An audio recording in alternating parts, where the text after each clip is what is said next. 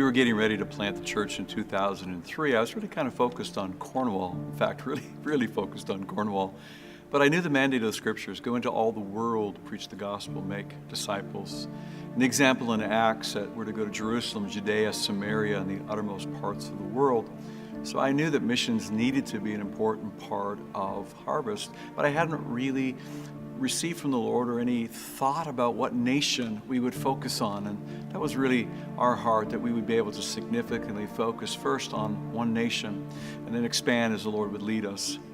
Well, in 2003 in March at our sending out service, we had a remarkable prophetic word that came forth as Danny Bonilla was there with Bob Isabel and Pastor Dick Iverson. Such an amazing night. There was a rich prophetic word. And Pastor Danny began to prophesy about Cuba. For I'm going to cause even a spirit of giving to come upon this church from its early days and commencement. For I've called you to sow even into the nations of the world. And that which you thought of only of a city shall be said that God shall cause you to be a church that will send and touch the nations of the world. I'm going to open up the islands of the Caribbean and Cuba shall be open unto you, and there shall be a bridge built from Cornwall to Cuba by the hand of the Almighty God, and men and women shall come to be trained and learn and even be touched by this house, and there shall be a sowing into a nation, says the Lord, that will open the heart of a people even in Latin America.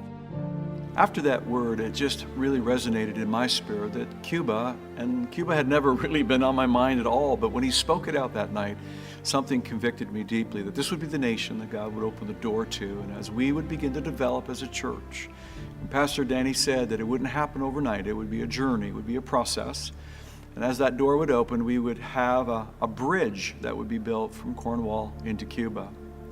Well, it would take some years as we would progress in our days of being a church. And in 2011, I just happened to be in Mexico, in Pueblo, visiting the Jakowitz Church. And I met Eric Jakowitz.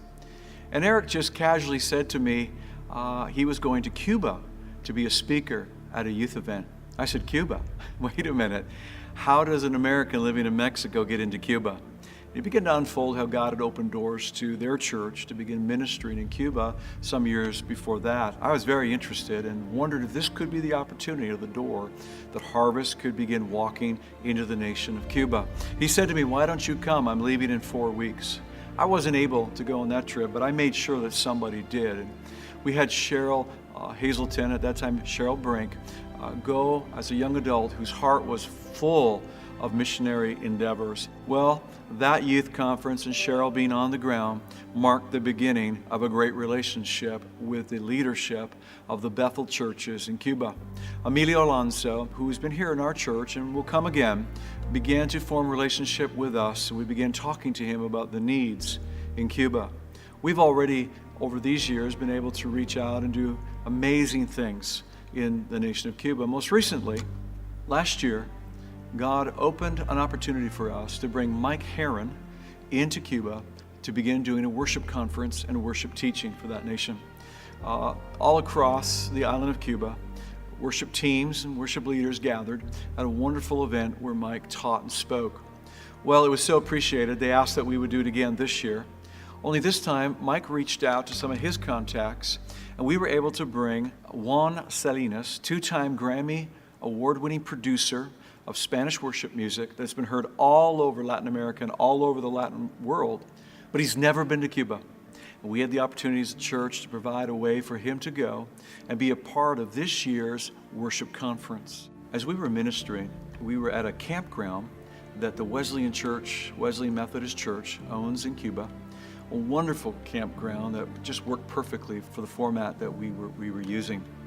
In the morning, all of the worship teams, leaders, and they were made up of singers, musicians, dancers, media people, people that oversee the projection, all the aspects of worship. We would gather in the morning and have a morning time of worship, and then have some teaching time. That would take us to lunchtime. After lunch, we would get together for an afternoon session that would last for a couple of hours. We would do some practical teaching. It was one of those afternoons I watched Juan Salinas sit down with all of the worship teams and give them tips on how to write worship music. It was unbelievable to watch and see as these Cuban young people took their guitars and began to strum rhythms and write down musical scores.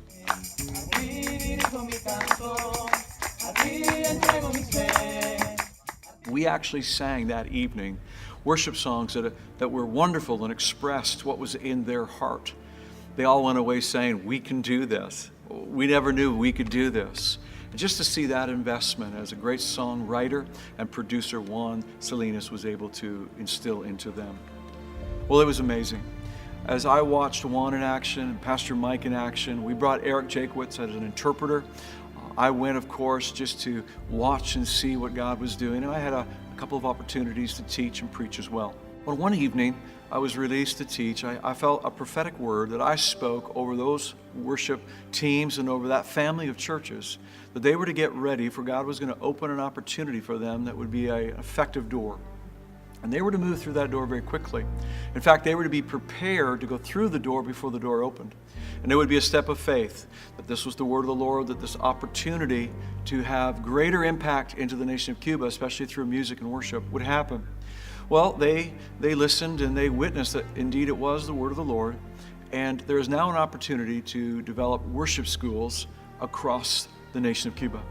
And the goal is in the next 6 months to a year to open 4 more worship schools across that nation.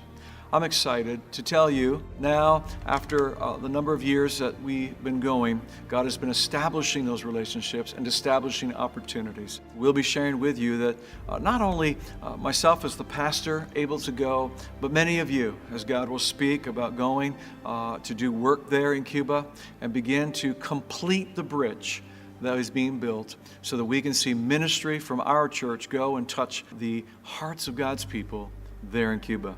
It is amazing to know that a little church like ours in Cornwall, Ontario, could fulfill the word of the Lord so many years ago, that a bridge would be built from Cornwall to Cuba. That bridge is in process. It's taking place.